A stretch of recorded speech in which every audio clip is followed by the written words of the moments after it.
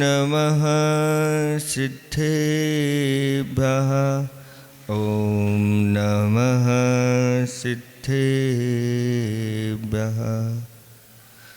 मङ्गलं भगवान् वीरो मङ्गलं गौतमो गणी मङ्गलं कुन्दकुन्दार्यो जैनधर्मोऽस्तु मङ्गलम्। सर्वमङ्गलमाङ्गल्यं सर्वकल्याणकारिकं विधानं सर्वधर्माणां जैनं जयतु शासनम्। मुक्तामुक्तैकरूपो यः कर्मभिः संविदादिना अक्षयं परमात्मानं ज्ञानमूर्तिं नमामितं। देवादिदेव 1008 कैवल्य कमलापति श्री आदिनाथ भगवान की देवादिदेव 1008 घाटोल के बड़े बाबा श्री बाष्पूज्य भगवान की जय। देवादिदेव 1008 वर्तमान शासनायक महावीर भगवान की जय। परम पूज्य 108 आचार्य पेवर श्री अकलंक देव स्वामी महामुनिराज की जय। परम पूज्य 108 आचार्य पेवर गुरुवर श्री विद्यासागर जी महामुनिराज की जय। 3 कम 9 करोड़ मिराजों की जय। बोलो विमल सागर जी महाराज की जय। बोलो मुनि संघ की जय। आगे के जितने श्लोक हो गए हैं इनका एक पर पाठ करेंगे। सोस्त्यात्मा सोपि योगोऽयं किर्माद्धेतु फलावह योग्राह्योग्राह्यनाद्यन्तः स्थित्युत्पत्तिव्ययात्मकः प्रमेयत्वादिभिर्धर्मैः रचिदात्मा चिदात्मका ज्ञानदर्शनतस्तस्मात् चेतना चेतनात्मकः ज्ञानाद्भिन्नो न चाभिन्नो भिन्ना भिन्नः कथंचन ज्ञानं पूर्वापरिभूतं सोऽयमात्मेति कीर्तितः सुदेहप्रमितश्चायं ज्ञानमात्रोऽपि नैव सा ततः सर्वगतश्चायं विश्वव्यापी न सर्वथा। धर्म स्नेही भव्यात्माओं 5वें नंबर का छंद चल रहा है और उसमें आत्मा का क्या आकार होता है, आत्मा कहाँ पर रहती है, कितने प्रदेशों को लेकर के होती है और प्रदेश की अपेक्षा से हर एक द्रव्य का कोई ना कोई आकार जरूर होता है। ये प्रदेशत्व गुण की विशेषता है कि वह प्रदेश होने के कारण से कुछ ना कुछ आकार उसका, चाहे वह रूपी हो चाहे वह अरूपी हो।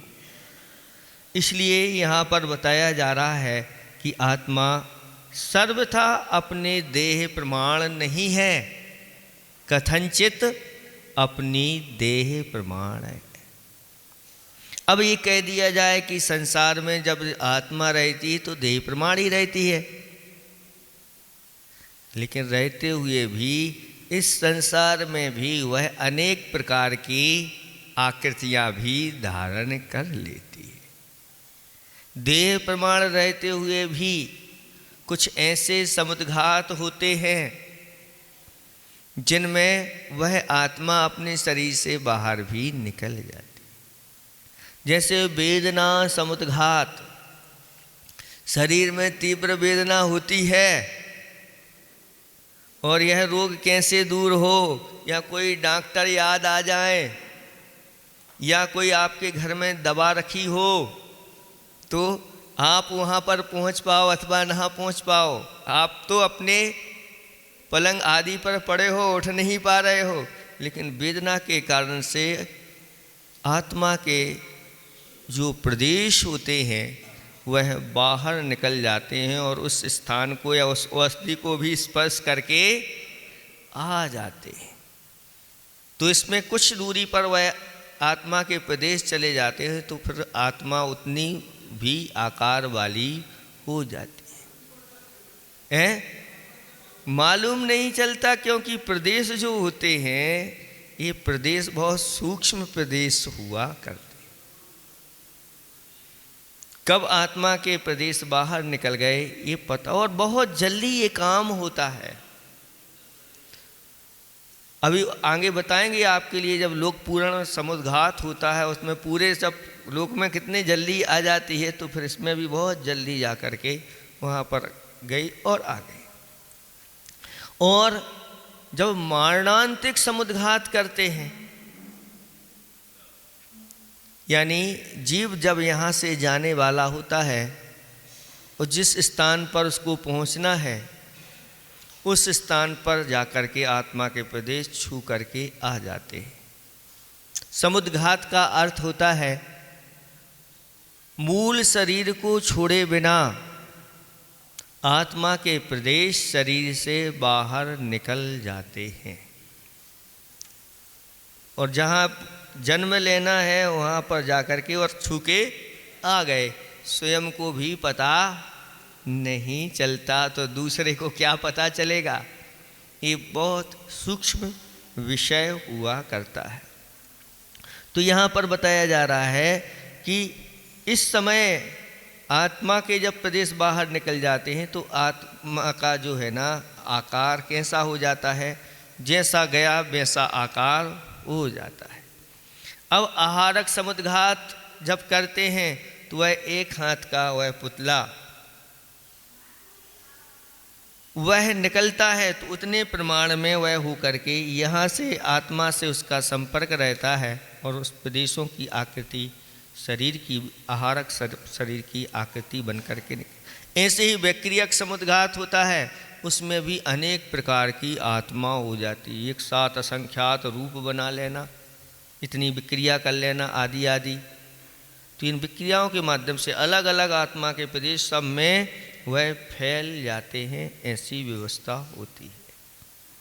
और तेजस समुद्घात भी होता है, उसमें भी बाएं और दाएं कंधे से निकल करके, और वह 12 योजन प्रमाण चौड़ा और 9 योजन प्रमाण चौड़ा और 12 योजन लंबे प्रदेश को उतने तक आत्मा के प्रदेश फैल करके पहले छोटे रूप में निकलते हैं और फैलते चले जाते हैं, और उतने क्षेत्र को वह भस्म कर देते हैं अथवा उतने क्षेत्र के लिए सुखद वातावरण वहाँ पर बना देते हैं इस समय आत्मा। और जब कर्मों का क्षय करके आत्मा यहाँ से जाती है तो फिर वह पूर्व में जो शरीर था उतने प्रमाण नहीं रहती, उससे कुछ किंचित नून शरीर वाली यह आत्मा हो जाती। फिर इसके बाद नंबर आता है समुद्घात में जो केवली समुद्घात होता है, वह 4 समय वाला फैलने में और 4 समय उसको संकुचित होने में लगते हैं, 8 समय में होता है। तो पहले आत्मा के प्रदेश जो हैं दंड रूप निकलते हैं और फिर कपाट रूप में फैलते हैं, फिर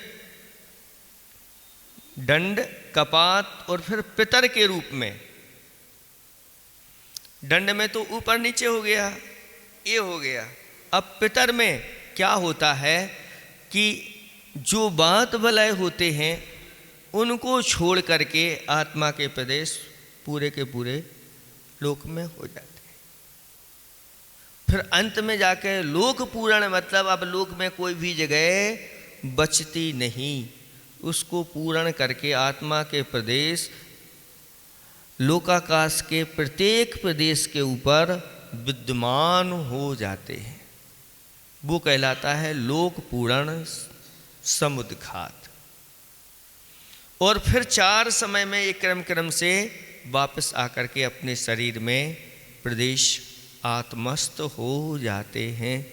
उस समय यह आत्मा पूरे के पूरे लोक बराबर हो जाती है।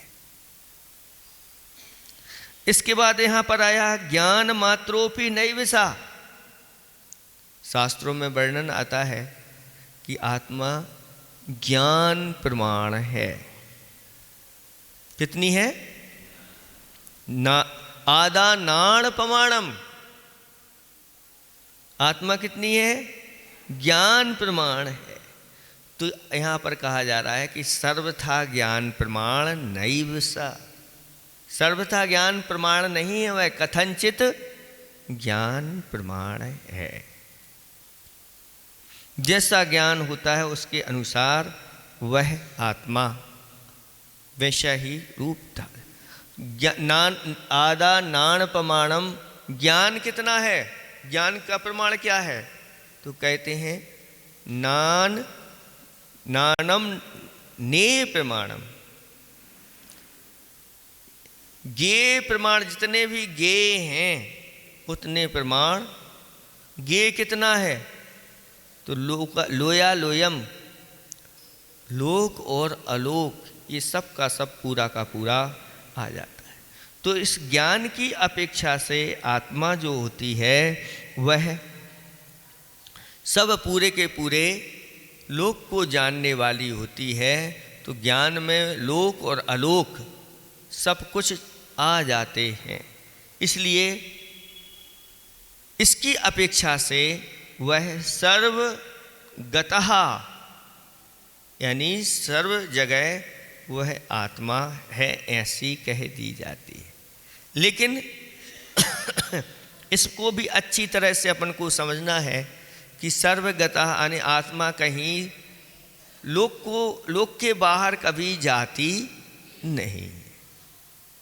जब वहाँ जाती नहीं तो सर्वथा इसको हम सर्वगत नहीं कहेंगे, कथनचित सर्वगत है। आत्मा जब सब पूरे में जाती ही नहीं तो सर्वगत कैसे? लेकिन सर्व विश्व पूरा का पूरा लोकालोक वह विषय बन जाता है ज्ञान का। इस कारण से इसके लिए विश्वव्यापी या सर्वगत कही गई है। विश्व में व्याप होकर के तो जैसे लोक में तो फिर भी व्याप हो जाते हैं प्रदेशों की अपेक्षा, लेकिन लोक मात्र ही विश्व नहीं है, क्योंकि पूरा का पूरा लोक और अलोक दोनों को ही विश्व कहा गया है। और उसकी अपेक्षा से यह ज्ञान की अपेक्षा से मान ली जाती है। लेकिन इसको जब लोग पढ़ लेते हैं और एकांत से ध्यान, देखो सर्वगत है आत्मा। आत्मा कैसी है? मतलब ऐसा कहीं भी स्थान नहीं जहां हमारी आत्मा नहीं, अथवा कण कण में सर्वत्र भगवान विद्यमान है, ऐसा कहा जाता है। अगर सभी जगह भगवान विद्यमान है तो फिर क्या होगा? कोई क्रियाएं भी आप नहीं कर पाओगे। कहाँ पैर रखोगे? कहाँ बैठोगे? जहाँ बैठे हो वहाँ भी भगवान, तो भगवान के ऊपर बैठ जाओगे क्या? जहाँ चलोगे वहाँ भी भगवान है, तो भगवान के ऊपर पैर रख दोगे क्या?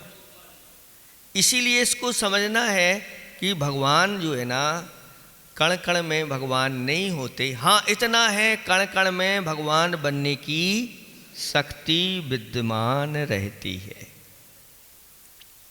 कोई एक विद्वान आचार्य श्री के पास पहुँचे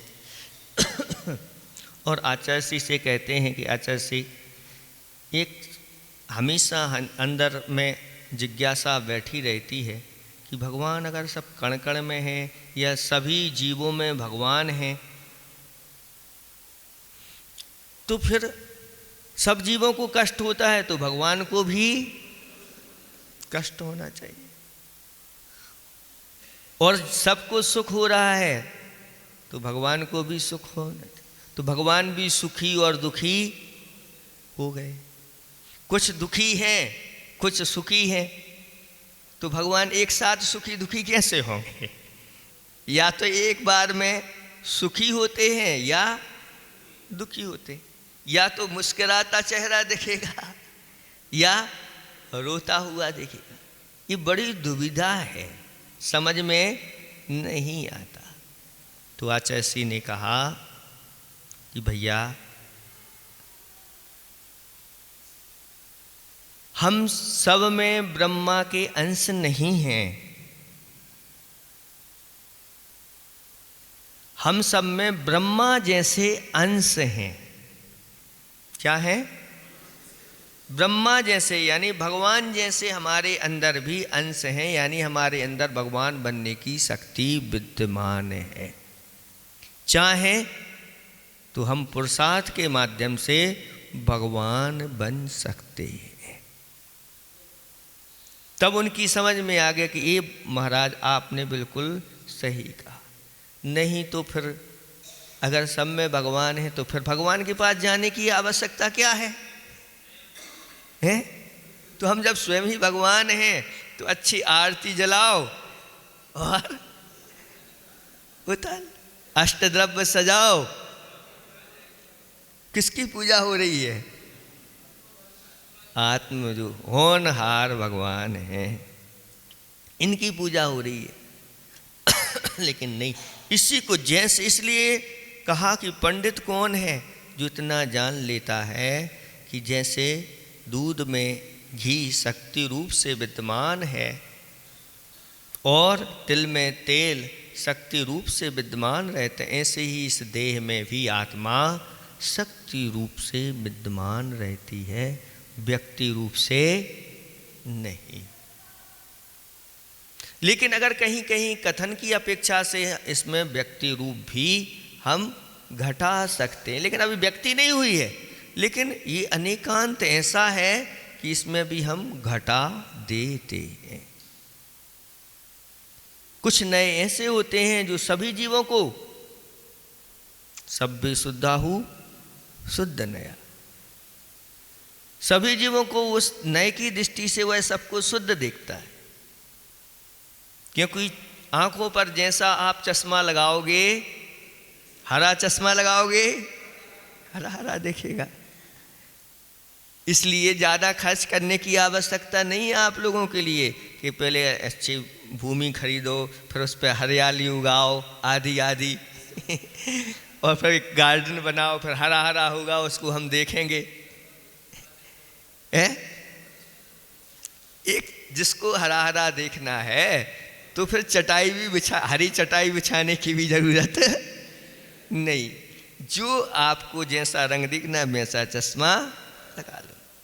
ऐसे ही आचार्य भगवान कहते हैं, अपनी दृष्टि आप जैसे उस पदार्थ के ऊपर डालोगे, जितने आपके विकल्प होंगे, जितने भी आप सुख के माध्यम से उसको जानते चले जाओगे, वो सब नए के रूप धारण कर लेते हैं और ये नए चश्मों का काम करते रहते हैं, ऐसा यहाँ पर कहा जा रहा है।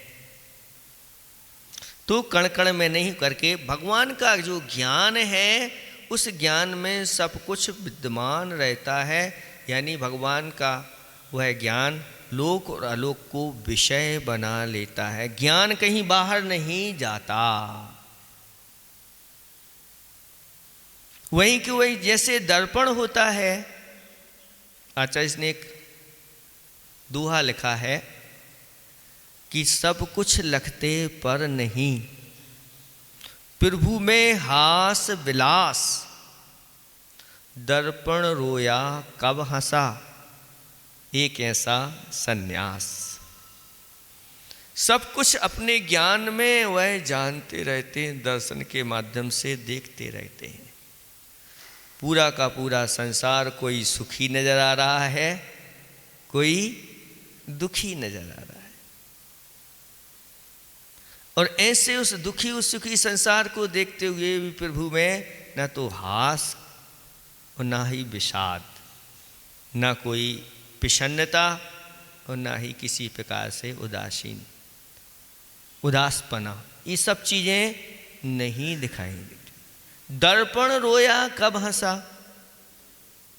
दर्पण जो है वो सामने सामने रखा हुआ है, और आप दर्पण में जाकर के सामने खड़े हो जाओ और रोने लगो तो दर्पण भी रोएगा क्या? दर्पण में आपकी रोनी सूरत तो दिख जाएगी, और दर्पण के सामने आप हंसेंगे तो आप हंसते हुए दिख जाओगे। लेकिन दर्पण हंसता है क्या? दर्पण रोता है क्या? नहीं। ऐसे ही वस्तु दर्पण में दिखाई दे रही है, तो क्या दर्पण उस वस्तु के पास जा रहा है क्या? नहीं। दर्पण में वो सारी चीज़ें वही झलकती रहती, वहाँ जाने। ऐसे ही केवल ज्ञान रूपी दर्पण में सब कुछ झलकता रहता है, ज्ञान बाहर नहीं जाता, वही आत्मा में रहता। इसलिए आत्मा कितनी ज्ञान प्रमाण हो जाती है। फिर लोकालोक को जानने वाली होती है, तो ज्ञान भी लोकालोक प्रमाण उसकी अपेक्षा से कह दिया जाता है। लेकिन ज्ञान कहीं बाहर जा कर के नहीं करता, वहीं के वही आत्मा में रह कर के जानता और देखता है, ऐसा कहा गया है। तो आत्मा कथनचित ज्ञान प्रमाण भी है, ना कि आत्मा सर्वथा ज्ञान प्रमाण है, ऐसा जानना चाहिए। और भी ऐसा कहा गया है कि क्षयोपशम वगैरह जो है ना, अलग अलग सब ज्ञानों का होता है। इंद्रियों का भी अलग अलग क्षयोपशम होता है। कुछ इंद्रियां ऐसी होती हैं जो स्पष्ट करके उसको छू करके ही जानते हैं, कुछ इंद्रियां ऐसी होती हैं बिना छुए ही जानते हैं। बिना छुए बिना स्पर्श किए कौन इंद्रिय है? चक्षु इंद्रिय, कान नहीं, और मन। इनके लिए कहीं कोई वस्तु को स्पर्श करने की आवश्यकता नहीं होती और उस वस्तु को वह जान लेते। लेकिन बाकी इंद्रियां, स्पर्शन इंद्रिय, जब तक स्पर्श नहीं होगा तब तक, रसना इंद्रिय जब तक जीभ पे नहीं आएगी, अब कहीं बाहर रखा है और स्वाद ले लो नहीं, आ तो जाता है और स्वाद मुख में पानी भी आ जाता है। इमली का नाम लो और पानी आ जाता है, लेकिन पानी तो आ जाएगा, लेकिन स्वाद आने वाला नहीं। स्वाद तो तभी आएगा जब उसको मुख पर आप तो स्पर्श करके ही जिह्वा इंद्री जानती। और घ्राण इंद्री में भी जब तक नाक पर स्पर्श नहीं आएगा उसका, वह नहीं। इसी प्रकार से शब्द को जब कान में पढ़ते हैं, स्पर्श होते हैं, तब जाकर के हम जानते हैं, ऐसा कहा गया है। इसलिए यहाँ को ये बहुत बड़ी व्यापक आचार्य भगवंत की यह गाथा है कि सिर्फ इतना ही नहीं। कोई कहते हैं मात्र अणु बराबर आत्मा है, कोई कहता है महान जितना बड़ा विश्व है उतनी बड़ी आत्मा है, कोई अनेक प्रकार की कहते हैं। तो यहाँ पर समझ लो कि मात्र अणु बराबर भी आत्मा नहीं है, मात्र उतनी ही नहीं है। ये सारी अपेक्षा लगा करके जहाँ पर कथन किया जाता है, आत्मा वैसी हो जाती है। और ये तो सब व्यवहार हैं। निश्चय से तो आत्मा असंख्यात प्रदेशी है।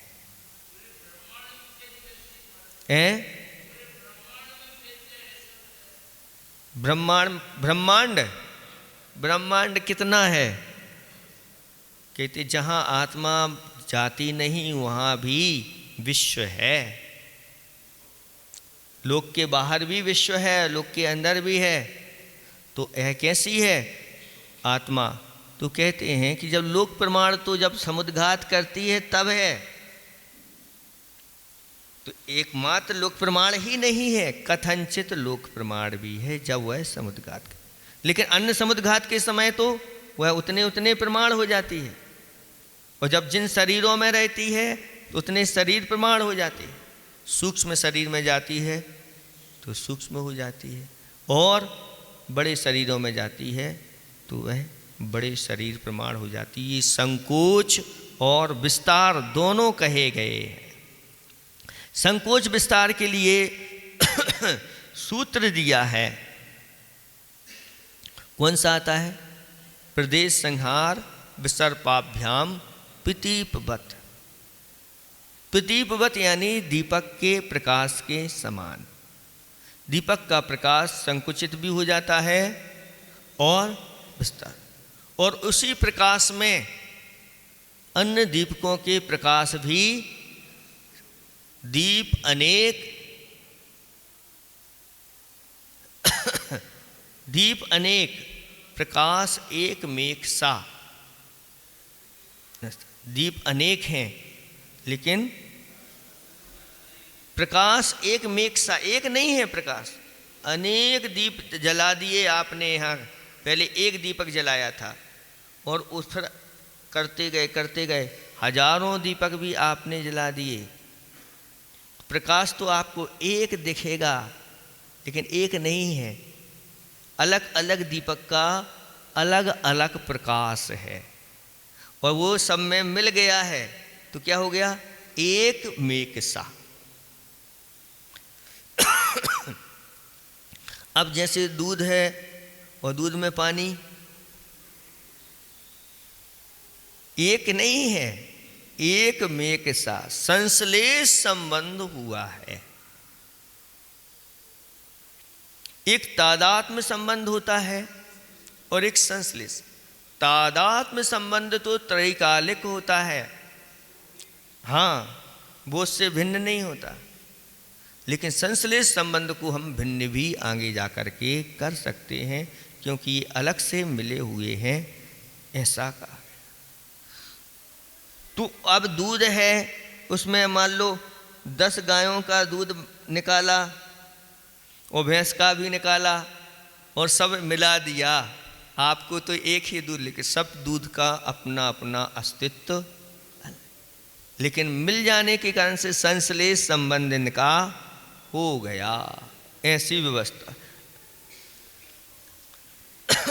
ऐसे ही समुद्र में बहुत सारी नदियां जाकर के मिल जाती हैं, सबका अपना अपना अस्तित्व बना करके रखते हैं, लेकिन वह समुद्र में मिल जाने के कारण से एक मेघ सा एक हो जाता है, हम पकड़ नहीं पाते, लेकिन ये व्यवस्था सारी की सारी चलती है यहाँ पर।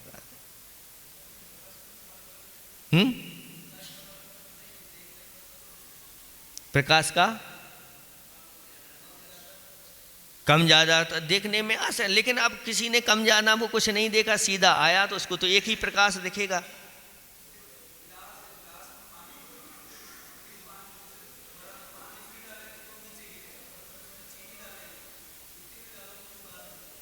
तो जहाँ जो समाहित होती चली जाती है उसको हम समाहित करते चले जाते हैं। यहाँ पर प्रकाश का उदाहरण ऐसा दिया है कि प्रकाश को एक छोटे स्थान में आप कर दोगे तो वो छोटा प्रकाश संकुचित हो जाएगा। उसी प्रकाश को आप बाहर निकाल करके टंकी में रख दोगे तो फैल जाएगा। टंकी से बाहर करके और बड़े बर्तन में रखा तो, कमरे में रखा तो फैल जाएगा, और आपने हाल में रख दिया पूरा का पूरा तो हाल में भी उसका प्रकाश हो जाता। तो ये संकुचित और विस्तार, ये जीव में इस प्रकार की संकोच विस्तार शक्ति प्राप्त होने के कारण से वह जहाँ भी जाती है वह उसी में व्याप्त होकर के रह जाती है और किसी प्रकार की कोई बाधा नहीं होती, और अपने अंदर और को भी समाहित करती चली जाती। सिद्ध जब बनते हैं तो एक सिद्धों में भी अनेक सिद्ध समाहित होते चले जाते हैं। वहाँ पर आकार तो है प्रदेशों का, पूर्व से किंचित नून है, लेकिन वह प्रदेशों के आकार होते हुए भी अब अरूपी हैं, और अरूपी होने के कारण से और साथ साथ में ऐसा अवगाहनत्व एक गुण भी है कि कितने भी कोई भी आता चला जाए सब उसमें अवगाहना देने की क्षमता उनके, और उनके लिए कोई बाधा वहाँ पर होती नहीं। सब अपने अपने में, एक माई अनेक राजें, लेकिन सब अपने अपने अनंत गुणों में लीन रहते हैं। अपना अपना अनुभव सबको होता है, अलग अलग। किसी दूसरे का अनुभव, एक दूसरे सिद्ध में मिले हुए हैं तो एक दूसरे का अनुभव नहीं करते। ऐसी स्थिति हो जाती है। तो यहाँ पर आत्मा का स्वरूप यहाँ पर बता दिया गया। क्या कहा जा रहा है? अयम, यह आत्मा सुदेह प्रमिता, अपने शरीर के बराबर है। इसको भी सर्वथा नहीं मानना, कथनचित बराबर। सच्चा और सह वह आत्मा ज्ञान मात्रा अपि, ज्ञान गुण मात्र भी, यानी ज्ञान के बराबर भी नैव नहीं है, और है भी, दोनों हैं।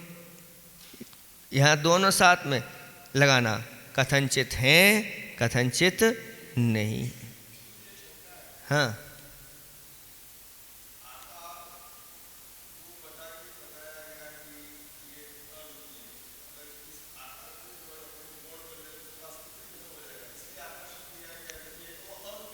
प्रदेशत्व गुण का काम है कि वस्तु को कोई ना कोई आकार प्रदान करना। आकार दो प्रकार के, एक तो मूर्त पदार्थ का आकार और दूसरा अमूर्त पदार्थ का आकार। अब अमूर्त पदार्थ का आकार अमूर्त रूप में है तो हमने कभी देखा ही नहीं, ना कभी देख पाएंगे। केवल ज्ञान में भी अमूर्त के रूप में ही आकार उनका आएगा, मूर्त के रूप में नहीं आएगा। तो बुद्ध जो क्या है, जो कुछ हमने देखा है उसको बस वही हमारी दृष्टि में, लेकिन जो हमने नहीं देखा है उस जैसा भगवान ने कहा है हम अपने ज्ञान का विषय बना लेते हैं, और ज्ञान के साथ साथ श्रद्धा का विषय बना लेते हैं, तो भी हमारे ज्ञान में। अब हम सिद्धों को देखेंगे तो हमने देखा ही नहीं सिद्धों को कभी, तो कैसे हम सिद्धों को देखें? तो आचार्य भगवंतों ने कहा आप शुद्ध ज्ञान के माध्यम से सिद्धों को देखिए। अभी आपके पास शुद्ध ज्ञान है, मति ज्ञान है, शुद्ध ज्ञान है, इसके माध्यम से आप जानिए और जान करके उनका आप स्मरण या ध्यान आदि करिए। इसी प्रकार से हमने अपनी आत्मा को हम कैसे जाने? तो हमारे पास जो ज्ञान है हम उसके माध्यम से, तो मानस शुद्ध ज्ञान के माध्यम से हम अपनी आत्मा को जानते हैं और जान करके फिर उसका ध्यान आदि करते हैं। जिसके पास जो ज्ञान होता है उस ज्ञान के माध्यम से वह जानता है। केवल ज्ञान होने के बाद फिर रूपी और अरूपी सब पदार्थ अपने को भी जानता है और पर को भी जानता है। जानने के लिए कोई पुरुषार्थ नहीं करना, वो तो सीधा सीधा दर्पण के समान सब कुछ झलकता दर्शन के बिना दर्शन पूर्वक होता है। तो दर्शन में क्या होता है? सामान्य सत्ता अवलोकन वस्तु का होता है। हम लोगों का क्रम से होता है, पहले सामान्य सत्ता अवलोकन होगा, फिर इसके बाद ज्ञान में हम जाएंगे। पहले दर्शन फिर ज्ञान। दर्शन बहुत सूक्ष्म विषय हो जाता है, पकड़ में नहीं आता, लेकिन ज्ञान के पूर्व में दर्शन तो होता है। केवल ज्ञानी का तो युगपथ एक साथ सामान्य सत्ता अवलोकन भी हो रहा है और ज्ञान भी होता चला जाता है।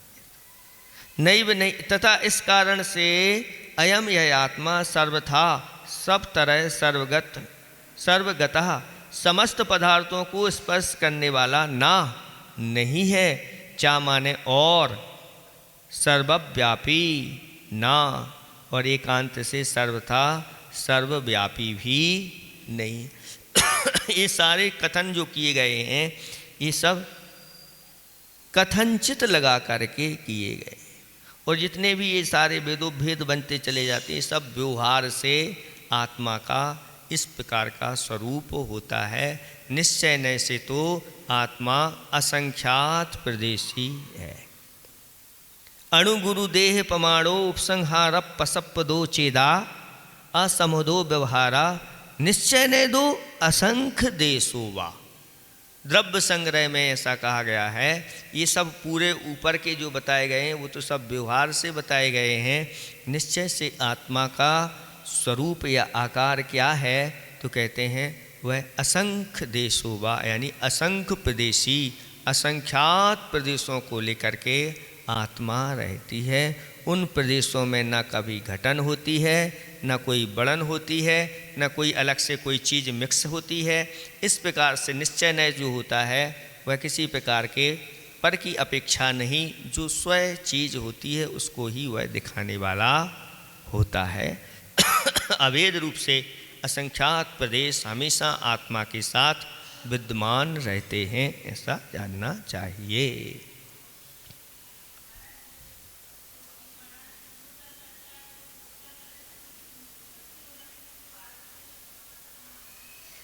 नहीं, मृत्यु नहीं होती, मृत्यु के पहले करता है।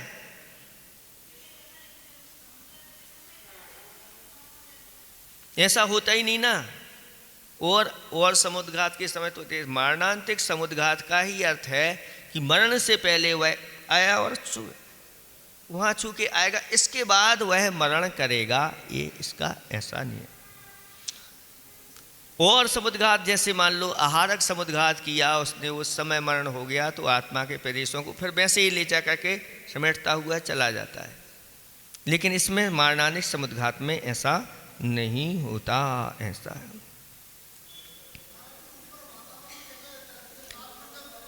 ये अभी आत्मा की बात चल रही है, इधर उधर की बात नहीं करो, है ना। अभी इसमें सिर्फ ये अब ये पूछ रहा है ऊपर का वायुमंडल का क्या रहता है, अभी उसकी बात नहीं, अभी तो आत्मा की बात चल रही है कि आत्मा कहाँ कहाँ पर है। अनादि काल से यह आत्मा है और समीचीन धर्म भी अनादि काल से चला रहा। जो अनादि काल से चला आता है उसको ही सनातन धर्म कहते हैं।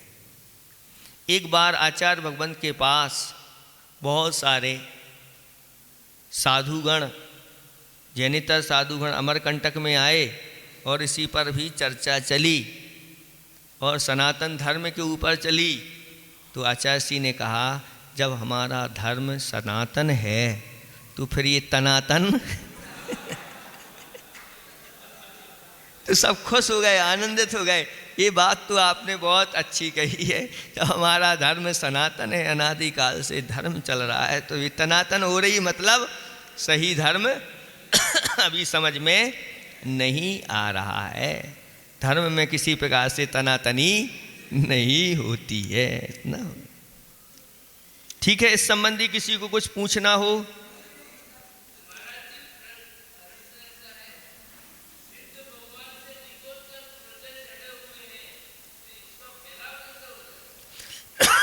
सिद्ध परमेष्टि के जितने प्रदेश जितने हो गए हैं संकुचित हो करके, जो किंचित नून हो करके, बस उतने ही उनके प्रदेश अब अनंत काल तक रहेंगे। उनमें अब कोई संकोच विस्तार होगा नहीं, लेकिन उनके पास संकोच विस्तार की शक्ति तो अभी भी विद्यमान है। सारी शक्तियां उनके अंदर विद्यमान हैं, लेकिन अब किसी प्रकार से कहीं आना जाना नहीं। जितना है उतने ही रूप में हमेशा के हमेशा वह बने रहते। हाँ,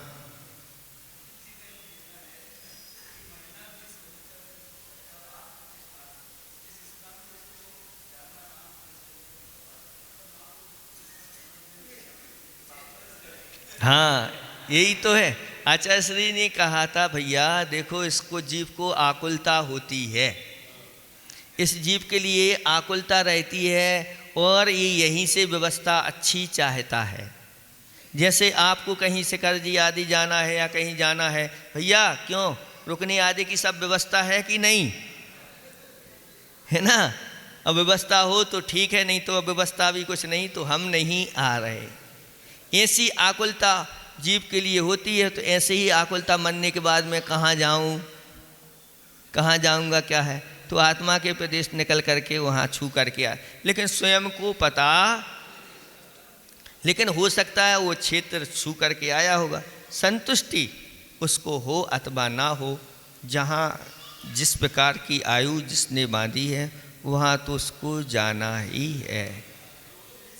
वृक्ष ऐसा नहीं क्योंकि मरणांतिक समुद्रघात कब होता है? आयु बंद होने के बाद। तब आयु बंद नहीं हुआ तो फिर भी कुछ हो जाए। जब आयु बंद हो गया है तो अब कुछ चलने वाली नहीं है, आपको वहाँ जाना है, ऐसा व्यवस्था है। आज विजयादशमी का दिन है और जैनितरों में 9 दुर्गा भी चलती है। अपने यहाँ ऐसा कहा गया है कि 9 दुर्ग होते हैं, 5 इंद्रियां और 4 कसाएं, और जो इनके ऊपर विजय प्राप्त कर लेता है उसकी विजयदशमी अच्छी तरह से मनाई। अथवा 5 पाप हैं और 5 इंद्रियां हैं, और जो इन 5 पापों के ऊपर और 5 इंद्रियों के ऊपर विजय प्राप्त कर लेता है वह विजयादशमी पर्व अच्छे से उसको मनाया जाता है। हमारे आचार्य भगवंतों ने इन्हीं को विजय प्राप्त करने के लिए किसी ने बहुत अच्छी आत्म रामायण लिखी हुई है। उन पंक्तियों को आज हम आपके सामने रख रहे हैं। अब तक बहुत सुनी रामायण रामचंद्र के नाम की, आओ आज सुनो रामायण अपने आत्म राम की। अब तक बहुत सुनी रामायण रामचंद्र के नाम की, आओ आज सुनो रामायण अपने आत्म राम की। यह आत्म राम कहाँ रहता है? यह तन एक अयोध्या इसमें, यह तन एक अयोध्या इसमें, इतना सिर्फ सुझीता है, जहाँ आत्मा राम बस रहे समता ही या में सीता है। आत्मा राम की सीता कौन है? तो समता है। इस समता रूपी सीता भी साथ में है, लेकिन फिर भी शांति नहीं पल भर की, फिर भी शांति नहीं पल भर की, तृष्णा रोज सता जलाती है। ओ ममता की मंथरा सुमति की, कैकई को भड़काती है। इंद्रियों के दशरथ बेबस हो, इंद्रियों के दशरथ बेबस हो, ऐसे वचन सुनाते हैं, तभी आत्मा राम चतुर गति के वनवास को जाते हैं। राम के लिए तो वनवास मिला था, लेकिन आत्मा राम तो चारों गतियों के वनवास को जाते हैं। इंद्रियों के दशरथ बेबस हो, ऐसे वचन सुनाते हैं, तभी आत्मा राम चतुर गति के वनवास को जाते हैं। जहाँ उमर के हर सूरज ने, जहाँ उमर के हर सूरज ने चलकर अब तक शाम की, आओ आज सुनो रामायण अपने आत्म राम की। जाने कितनों का प्रिय वनवास हमने तो यूं देखा है, पंचशील की पंचवटी पर रही न लक्ष्मण रेखा है। तृष्णा मृग के पीछे दौड़ा, आत्म राम दिखाता है। छल का रावण सदाचार की सीता हरता जाता है। अब लज्जित लक्ष्मण का भी जो हो जाए थोड़ा है। भ्रात धर्म के भरत शत्रुघ्न सबने हाथ सिकोड़ा है। अब के विश्वामित्र मित्र कभी, अब के विश्वामित्र मित्र कभी चले चाल बेकाम की। आओ आज सुनो रामायण अपने आत्म राम की। ऐसा क्यों होना है बोलो, इसका सही क्या कारण है। एक नहीं दो नहीं हजारों इसके मिले उदाहरण हैं।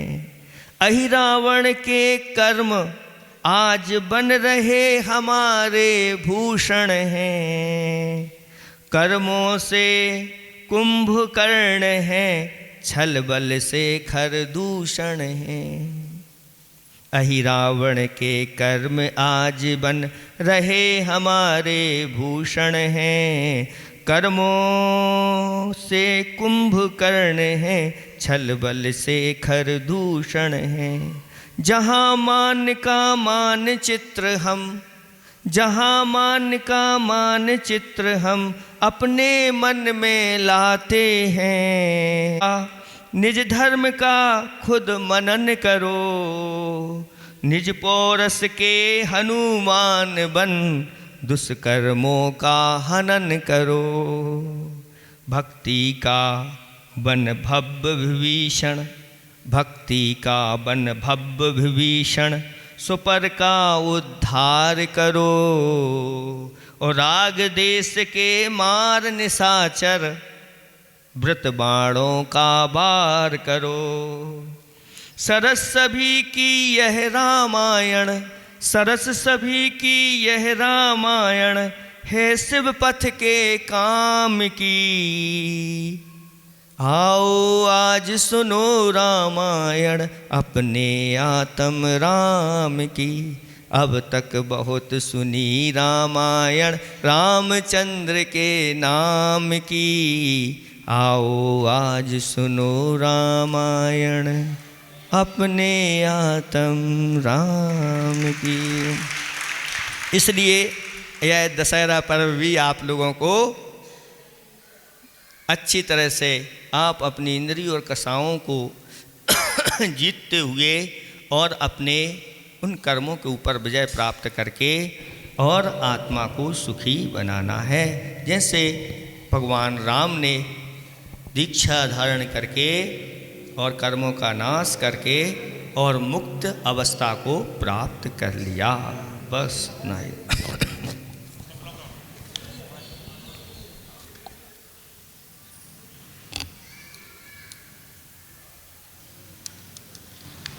जल्दी आओ। भगवान हमारे बीच में आज सोनागिरी से पुण्य सागर जी महाराज जहाँ विराजमान हैं, उनके ग्रस्त अवस्था के भ्राताश्री के दीक्षा के भाव हुए हैं और 23 तारीख को इनकी दीक्षा होनी है। और श्री समाज के द्वारा गोद भराई का कार्यक्रम आपके सानिध्य और आशीर्वाद से हम सबको प्राप्त हो, ऐसा निवेदन कर रहे हैं। मैं